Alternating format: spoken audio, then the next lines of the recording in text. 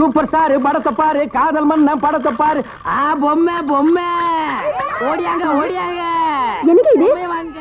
ஓஹோ, இப்ப இந்த டைப்ல வியாபாரம் பண்ண ஆரம்பிச்சானா? அதானே. இது காந்தி பொம்மை, இது இந்திரா காந்தி பொம்மை.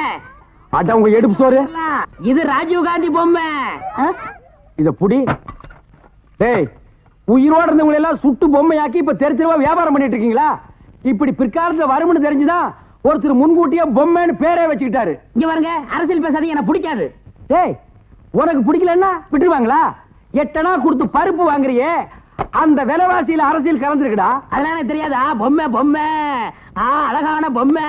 டேய், என்ன பத்தி உனக்கு தெரியாது, சொல்லி வை அவங்கிட்ட. நீங்களே சொல்லுங்க. நான் ஒரு கொலைகாரனா மாறிடுவேன்டா. என்னங்க நீங்க? நான் படம் எடுத்தாலும் உங்களுக்கு எனக்கு ஆகுது இல்ல, ஐஸ் வித்தாலும் உங்களுக்கு எனக்கு ஆகுது இல்ல, இப்ப பொம்மை வைக்கிறேன், இது வந்து கெடுக்க வரீங்களே, என் பிசினஸே பாடாயிரம் இருக்க.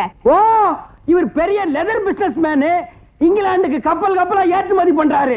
4-5 நசுக்கி போன பொம்மை வச்சுட்டு என்ன கிண்டலா பண்றீ?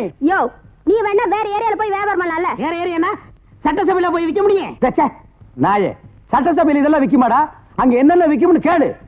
அருவாளு, கத்தி, கடப்பாரை, கோடாரி, கைத்துப்பாக்கி, பேப்பர் வெயிட், இத வச்சு வியாபாரம் பண்ணு, அரை மணி நேரத்துல பிச்சுக்கும்.